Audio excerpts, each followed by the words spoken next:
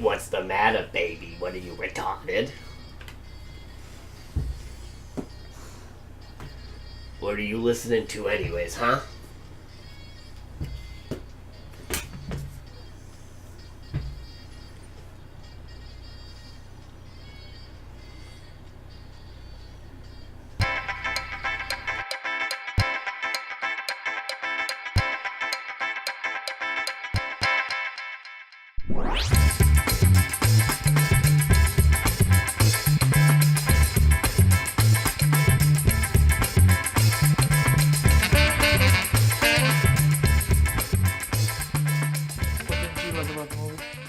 What's going on, Review Tars? As always, it's Mike.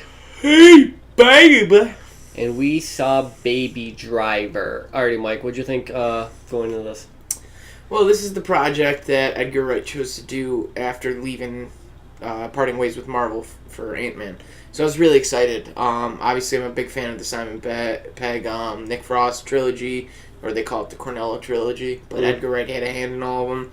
World's End, Shaun of the Dead, Hot Fuzz. You know, he's known for his stylistic writing, and that's very evident coming into the movie, like in the first 5 minutes. So I was really hoping this would be another one of my like cult favorite movies. You know, what about you? I was thinking that, why do we have Uncrustables? What? That's what I thought going in. What's the point of Uncrustables? I hate it. What I thought going in was it was actually getting really good reviews, so I was kind of excited for it. And as you said, Edgar Wright, great director. He actually had a really good cast. And what's that one main kid's name? Like Ansel Elgort. That one. But also had like Jamie Foxx and John Hamm. What was the girl's Kevin name? Spacey. Lily James. She's my new Kate Beckinsale. I love her. Yeah, so they had the cast there for it. Yeah. John Barenthal was in it for 2 seconds. I know. I'm telling you, it had the cast, it had the manpower. But what'd you think after watching it? I was let down. Get it out. I see all these reviews and critics saying this movie's incredible, all this stuff. Like, listen, I like Edgar Wright's stylistic direction. However, there are some parts of this movie, mainly like the pacing and the dialogue, that are just off the entire fucking movie. This movie felt like it was 3 hours. And what was the runtime? Like 2 hours? Yeah, something like that. It's a long movie. I did not believe any of the dialogue between Ansel Elgort and Lily James. Not to say that they weren't well acted. It's just the dialogue between two characters was too unbelievable. When you go see a movie, you have to give it your suspension of disbelief. You're like, okay, I know this is fake. But even saying that, I know this is fake, but there are too many moments in this movie where I sit there and I go, I know this is fake, but even for it being fake, it's a little too fake. Are we spoiling this? Yeah. It says spoilers. Does it? Sure. Okay. He writes the paychecks. So there's a point in it where there's a Marine trying to stop them from... They just robbed a bank. The Marine pulls out a gun, he's in his truck, and he's following them around the road. He's shooting at them.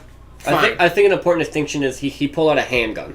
Yes. It's an important distinction. He pulls out a handgun, then he starts following them after they rob the bank, and then he pulls out a submachine gun. Out of nowhere! First of all, the guy is clearly a civilian now. He doesn't have a fucking submachine gun. They don't say... You know what that thing looked like? You remember the MP5 in Call of Duty Modern Warfare 1? Yeah. The first Modern Warfare. That's what this gun looked like. There's no fucking way he's buying that on the street. Like, unless our gun laws aren't as restrictive as I thought they were. Can't buy fully automatic weapons, correct? No. Okay. It was ready. Yeah. For me, the biggest issues were, as you said, pacing. You touched upon it. But the pacing was huge. Like, it starts off really fast. It starts off really, really good. It's like acts. This Right. movie is broken up into acts, but each act has weak elements to it, unfortunately. So it starts off really, really fast, and you're like, all right, good. This movie's about to be fast-paced, hard-hitting, and then it just drops off. And it was kind of like, okay, weird pacing. And then, secondly, for me... Stop kicking that. I didn't need to. It didn't compute in my head when I kicked it. Secondly, it was the tone of it. You didn't know if this was a heist movie, if it was a comedy movie, if it was a love story. It was kind of like if you're making a daiquiri, they kind of throw all these ingredients into it, and it kind of made it like a really bitter drink. You know the Office skit where Michael Scott's like, I call it a little bit of everything, or whatever he says, and it's literally 1 point this, 1 point that, 1 point that, and it's just literally he took a little bit of every alcohol and mixed it. No. Meredith just takes it and goes, oh, yeah! So yeah, this movie was kind of like that for me, where they kind of just tried to do too much, and then it kind of lost itself along the way. Yeah, we had one friend who liked this movie a lot, and I'm going to put him on burn here because I know exactly why he liked this movie. The main character, Ansel Elgort, is kind of like a toolish hipster, but not in the way you think. Like, it's not his character. It's just the things he does you would see in, like, a musical. He dances around. He listens to certain songs that, you know, most people probably don't listen to. And I looked at my buddy, I was just like, you didn't like this movie for its substance. You liked it for the class it pretended to have. But with all of the negatives, this movie isn't bad, but it's not good, if that makes sense. Like, Yeah. It's really that middle of the road. I don't ever want to watch it again. It's very forgetful, but with that said, it was really good score with a movie. Good soundtrack. With a movie based around music, it did well. It had a really good score. Very well acted. Very fucking well acted. I can't stress that enough. You will not sit there and be like, oh, God, to any of these actors or actresses. Very well done on that aspect. And the action is great. When there's action, it's good shit. Those car chases are no joke. Right, but it was once again, it was just few and far between. Because it was just pacing. What was there? 3 heists in total?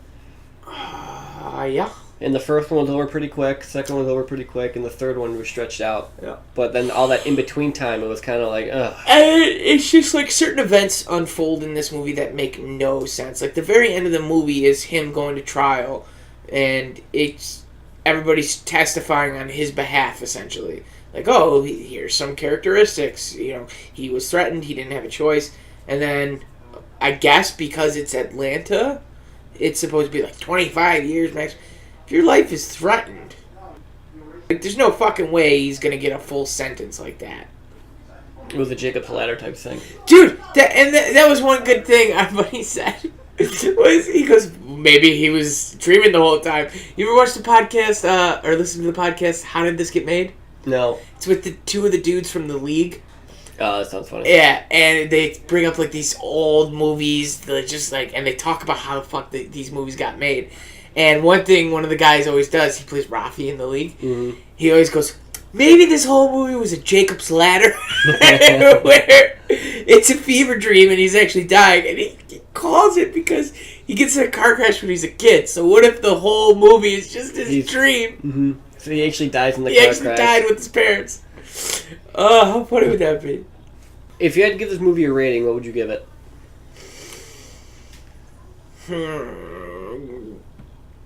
Wait for Redbox. Yeah, I was going to say wait to rent this. Maybe, I mean, this might be a Netflix if you get lucky. Yeah. But Not even Netflix. You can't get on cable one day. yeah. Even though no one heard what the fuck you just said. One day. What?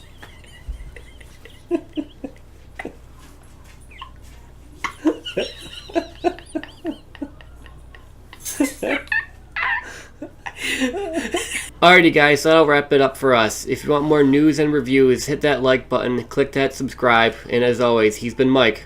And he's Adam. Share, bitches.